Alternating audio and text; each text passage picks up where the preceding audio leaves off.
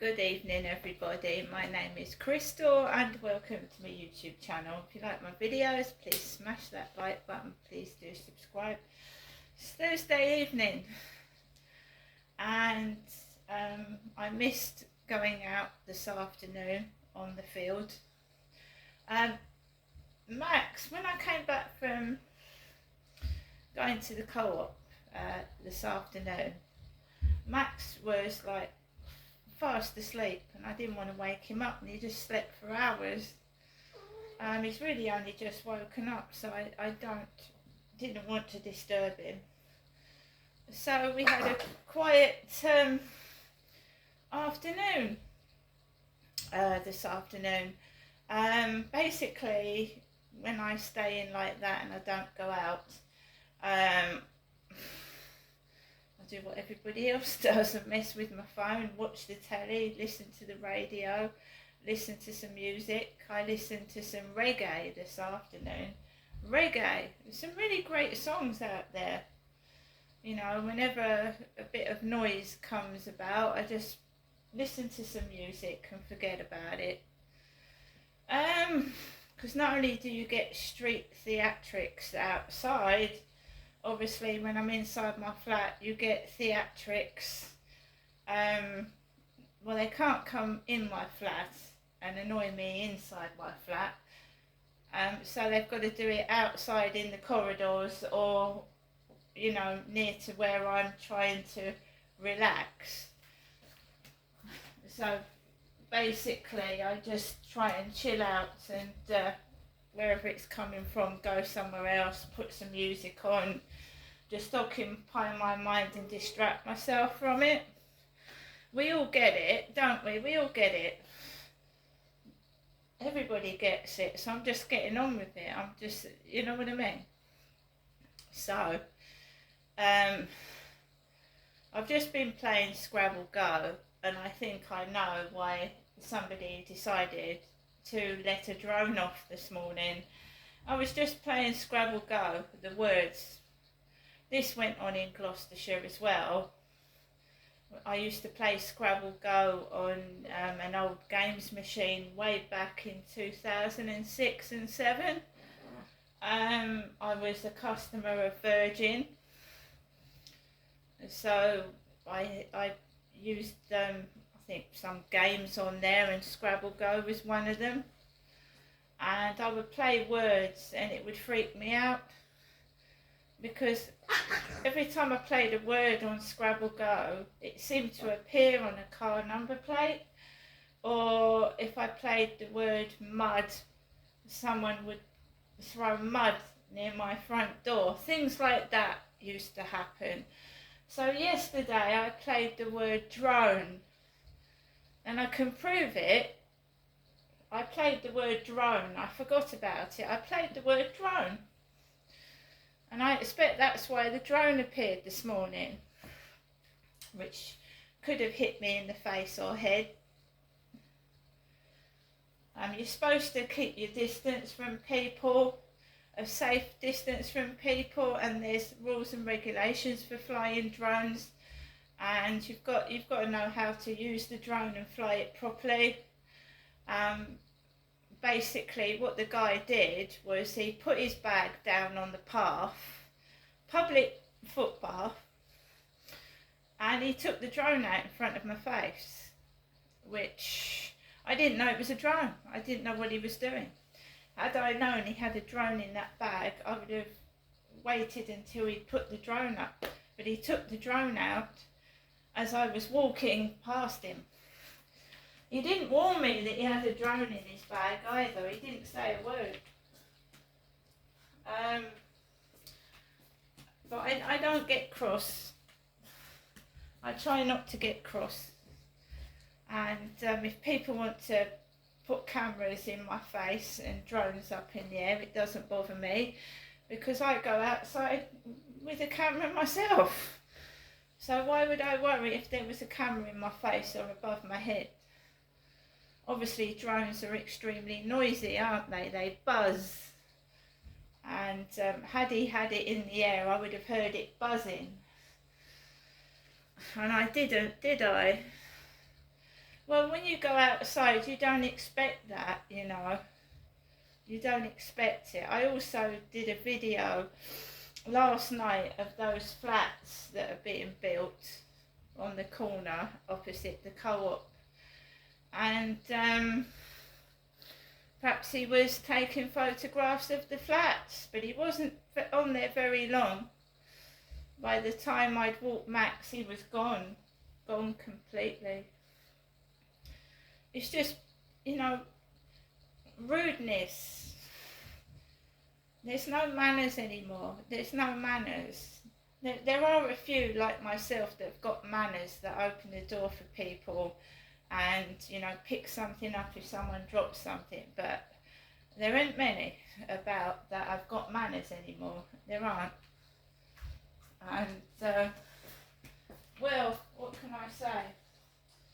So I've been playing Scrabble. Scrabble Go is, you can get it on Google Play. I love words. I've actually been trying to do the crossword in the Daily Mail this afternoon as well. Got so much time on my hands. Also, I was looking at the this. I mean, maybe I should try this. This woman's single, and so is this man. Daily Mail. Would you like us to find you a date? Fancy a posh meal with an eligible single like you, or would you like to play Cupid for someone else? Email your or their details and a photo to blinddate@dailymail.co.uk. Right, so they have fixed up a 44-year-old lady called Emma with Mark, who's 56. Now, she's a divorced lady with 4 children aged 18, 15, 13 and 8. And Mark has never been married, with a 21-year-old son. So they've both given each other a verdict of 10 out of 10. But the woman does not want to see Mark again. No, she says so. So Emma says, did sparks fly? I'm afraid not for me. You can't force physical attraction. And Mark really is a sweet man, but there was no flirting on my part, and I didn't sense he was flirting either. So she didn't fancy him. Mark says, I found Emma very attractive, but I didn't get the feeling she was flirting with me. I think she's one of those people who needs 2 or 3 dates to see if there's a connection. So, they've obviously matched up a couple that didn't find it, well, they're not suitable to each other.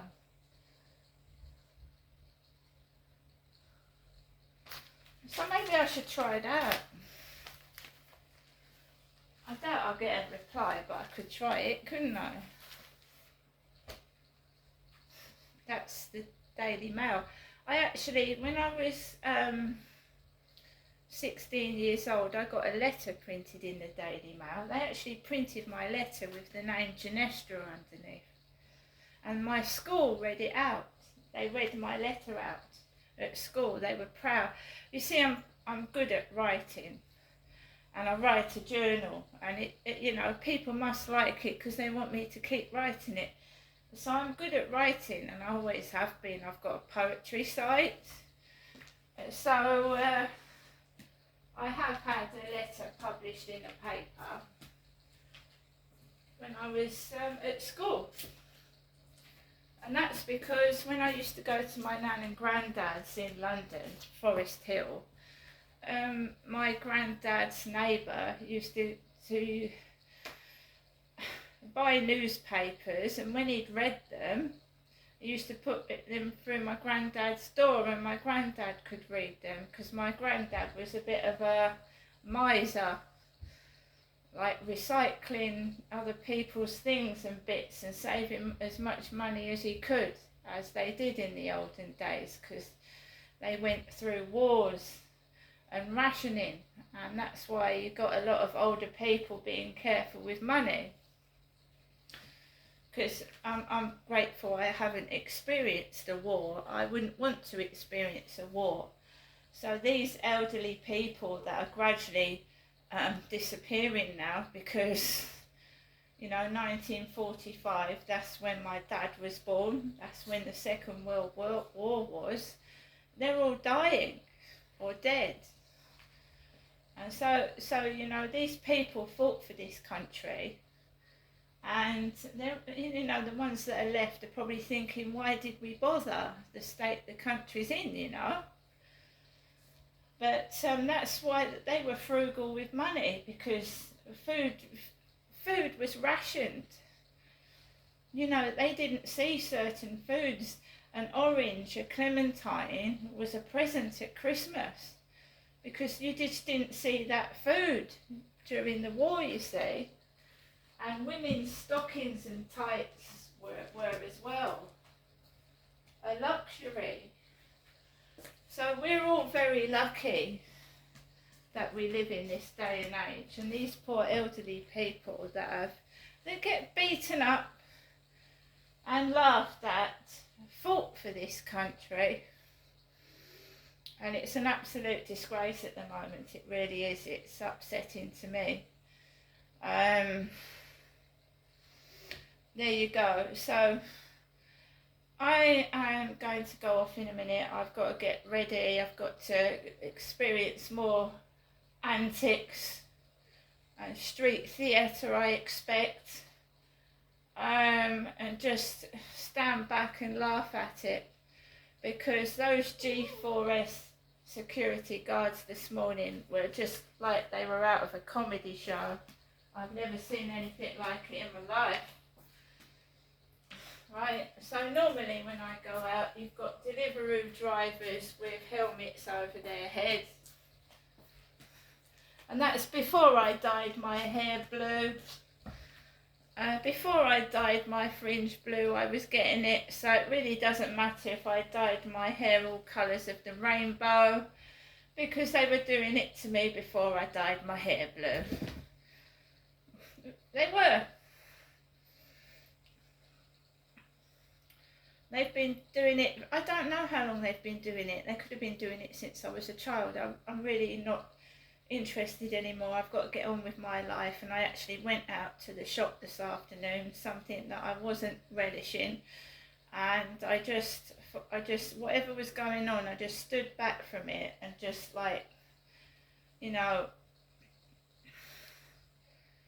I'm just, whatever you do to rub me up the wrong way, get me going, I'm just going to stand here and I'm just going to let you do it. Because sometimes that's the best way. Because these people obviously want me to lose my temper, to get cross and look stupid. And I'm intelligent. I'm very intelligent. And I feel sometimes like my life has been wasted by bullies. And if I'd taken no notice of bullies at school, I probably could have had a decent education and been somebody. And now I've got to decide, do I want to let these bullies and stalkers ruin the rest of my life? Or am I just going to say fuck it and do what I want to do? See you later.